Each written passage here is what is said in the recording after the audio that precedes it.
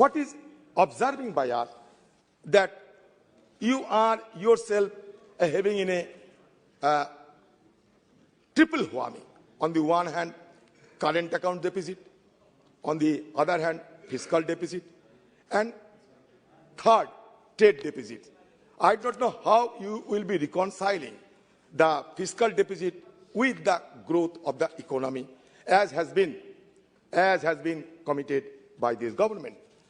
Second thing, supplementary demand for grants of this scale indicate a gross miscalculation on the part of the government on expected expenditure. It also undermines parliamentary control by going above and beyond what had initially been sanctioned. Insofar as fertilizer is concerned, I have already indicated that the NPK ratio refers to the proportion of volume of nitrogen, phosphorus, potassium in fertilizer. The ideal average NPK ratio is 4:2:1, but the ratio increased to 7.7:3.1:1 in 2021-22. The ratio was 6.8:2.7:1 during Kharif 21, which got further distorted to 12.8:5.1:1 during Kharif 2020. While farmers tend to use fertilizer in a balanced ratio, changes in prices due to policy changes end up upsetting the balance. So there may be the distortion of the balance that I have flagged your attention. Again, fertilizer shortages is concerned. Indian government ensures that there is no fertilizer shortage in the country, but there is a sufficient stock to fulfill existing demand. Yet farmers across the country have been facing shortages of fertilizer for both Rabi and Kharif sowing seasons, including Rajasthan, Arjun Meghwal ji state hai, Himachal Pradesh, Madhya Pradesh, Haryana, Odisha, Tamil Nadu. The increase in fertilizer prices was partly responsible for 27% drop in paddy sowing during Kharif this year. The government is meanwhile on the path of disinvesting or shutting down early PSUs in fertilizer sector. On the other hand, the import of DAP and NPK complex fertilizer increased year on year by 45.2% and 76.1% respectively in April-October 2022. There is a slogan being propagated that one nation, one fertilizer, which was launched in September 2022. But that goes against that standing committee recommendation. The committee remarked that the farmer should have the choice to buy fertilizer from different brands. The only way to ensure efficient use of subsidy is by directing it to the farmer's account. However, under the One Nation, One Fertilizer scheme, all fertilizers are supposed to be sold under the Bharat brand name. This will lead to power margins for manufacturers and leave them with no incentive to increase production of quality fertilizers. In order to increase their brand loyalty, the manufacturers will now need to focus on marketing processes instead of focusing attention on upgrading systems. Now, another issue, no update to the list of beneficiaries under NFSA, National Food Security Act. Section 9 of the Central Food Security Act 2013 requires that the list of beneficiaries be updated on the basis of the latest census data. With the delay in the 2021 census, the list of beneficiaries under the scheme is outdated by 11 years.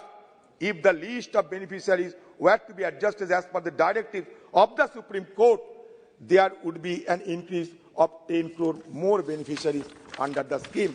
So I think the government should take into account the concern of the people and also the observation made by the Supreme Court. Madam, what is very, intriguing to me and what is concerning to all sections of our population is that the Reserve Bank of India increased the repo rate for the 5th time in financial year 23 in an attempt to tackle inflation. Always to tackle inflation, you are resorting to increasing the repo rate. Why? Why this kind of mechanism being adopted by you? On December 7th, 2022, the RBI increases monetary repo rate to 6.2%, a 35 basis point hike from 5.9%. The repo or policy rate is at its highest level since August 2018. The 6-member Monetary Policy Committee arrived at this conclusion after an assessment of the evolving macroeconomic situation unfolding in the country. In September 2020, the central bank had increased the repo rate by 50 basis points to 5.9%. मैं आप सदन के जो सत्ता पक्ष के MPs है, मैं उनको पूछना चाहते हैं कि रेपो रेट बढ़ाने के चलते क्या आम लोगों को परेशानियां बढ़ते हैं या कमते हैं? आप खुद बताओ।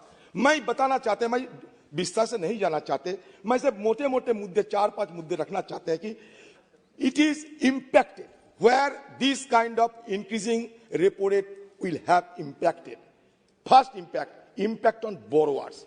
Second impact on EMI. Impact on existing EMI. Impact on housing markets. Impact of rate hike on equity investors. Impact on mutual fund. इतने सारे impact होने के बाद आपको क्या ये नहीं लगता कि हमारे ये जो रेपो रेट इस तरीके से धड़ल्ले से वृद्धि किया जा रहे हैं, इसका बुरी असर हमारे इकोनॉमी में होगी? हम लोग यहाँ परेशानी को झेलना पड़ेगा, तो हमारे अर्थनीति का क्या मूल्य रहते हैं? आप जाओ middle class, lower middle class, जिसके पास जाओ, छोटे मध्यम लघु उद्यमी जिसके पास जाओ, ये रेपो रेट के चलते इनकी आर्थिक तंगी बढ़ रहे हैं। मैं आप सर्वे करके देखो, मेरे बात पे भरोसा ना करके आप सर्वे करके देखो। Sir, price of essential commodities have been constantly rising. Essential food items have been getting more expensive for a long time under this government. The main drivers of inflation have been prices of food, fuel, clothing, and education. I think in earlier occasion also, we have pointed out whether our economy has been undergoing stagflation. I think our economy is on the cusp of a stagflation. Economy is stagnant. Inflation has been growing, unemployment is not visible. So certainly, we are witnessing the morass of financial plight of the entire country. Annual rate of wholesale inflation was at 12.41% in August 2022 and 10.7% in September 2022, compared to a 30-year high of 15.08% in April 2022. While this is maybe a relief to many, but states like Kerala are still reeling from the effects of price hikes. Retail inflation in India September 22 hit a 5-month high at 7.41%. The figure crossed the Reserve Bank of India's upper limit of 6% for the 9th month. Inflation in October 2020 still above RBI's limit of 6.77%. Headline inflation is forecasted to be 6.4% in 22-23, while the inflation rate has peaked. The Indian economy is expected to take 2 to 3 years to return to an inflation rate of 4%. This implies that the RBI will continue to maintain higher interest rates over the next 5 years, which are critical in kick-starting economic growth required to move away from the pandemic slump. Madam, already, media people have been highlighting that industrial output as measured by the index of industrial production slump to a 26-month low of -4% in October on the back of a contraction in manufacturing and consumer goods. NSO data, according to NSO data, it indicating weak exports and sluggish consumption demand alongside the continuing weakness of small and medium enterprises. We are eager to know as to why the central bank could not keep inflation within the targeted 6% upper limit for the 3 consecutive quarters.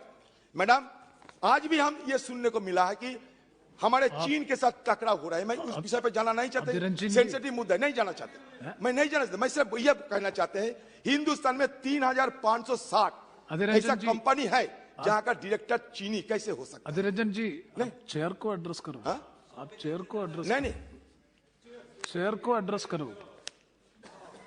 Sir, मैं ये इस मुद्दे के अंदर नहीं जाना चाहते। मैं ये कहना चाहते कि 3560 हिंदुस्तान की कंपनियों ने, जहां चीनी डायरेक्टर कैसे बन गया, चीन का साथ हमारा ट्रेड किस तरह है, हमारा एक्सपोर्ट इंपोर्ट ट्रेड बैलेंस चीन के साथ किस तरह पे है, मैडम थोड़ा सदन को जानकारी दिया करो।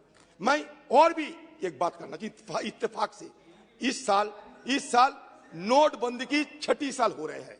नोटबंदी की 6ठी साल, ये डिमोनेटाइजेशन कहूं या डिमोनाइजेशन ऑफ इकोनॉमी कहूं, ये मुझे सोचना पड़ेगा। डिमोनाइजेशन और डिमोनेटाइजेशन क्या है? ये 2016 में 8 नवंबर at 8 PM a organized loot of this country took place. Cash in circulation at that time was 7.6 lakh crore. Now it has been increased to 30.88 lakh crore. That means 72% high.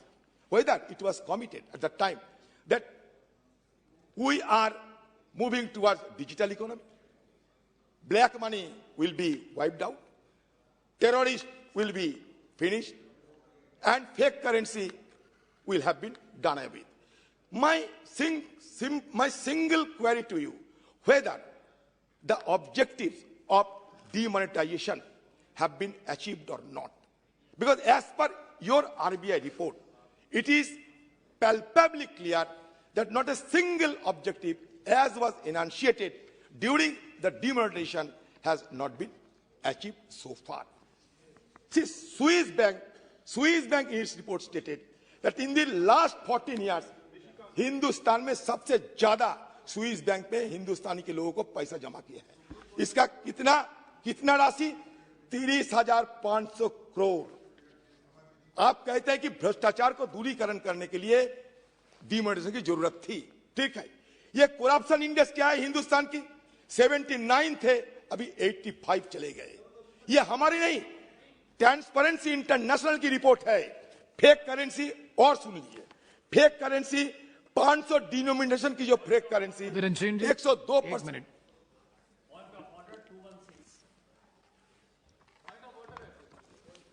216 Yes, please wait. 216 कहता है कि the debate on the supplementary grants shall be confined to the items constituting the same, and no discussion may be raised on the original grants nor policy underlying them, save in so far as it may be necessary to explain or illustrate the particular items under discussion. ये demonetisation जो है, ये supplementary demands of grants में कहाँ है sir? कौन सा item जो है डीमोनेटाइजेशन का है? आरबीआई पॉलिसी का कौन सा है सर? और दूसरा, उन्होंने अनपार्लियामेंट्री वर्ड जो यूज किया, डिमोनाइजेशन, राक्षसीकरण यदि हिंदी में कहें, राक्षस कहाँ से पार्लियामेंट्री शब्द हो गया सर? इसीलिए इनको रोकिए sir. You please continue. There is nothing unparliamentary. I think. Wait. No. That I will examine. That word I will examine. That word I will examine. As far as Rule 216 is concerned, supplementary demands in respect of almost all the demands, all are either in one way or other way it is connected with these demands. So that we will examine. That we will examine. Demonetization is also affecting the economy, the state of affairs of our economy. Definitely, this is a matter of. It is nothing out of the purview of the supplementary demands for grants. But as far as the other word, we will examine and. It is under sub judice also. No, it is मामला है उसको. Yes, let us say. Yes, not one. That is 352. Yes, almost all the issues which we are discussing. Almost all the issues which. Sir, they think that demonetization was demonization. No, please. No. Yes, I have said. No, please. I am not dithering from it. Adheer Ranjan ji. I am not escaping from my word. Yes, No, I please. That we will It is examine. my observation.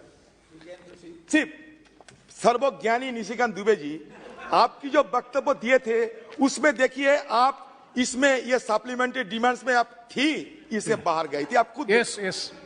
आप खुद देखिए. Adheer Ranjan ji, please. Now conclude. Sir, please.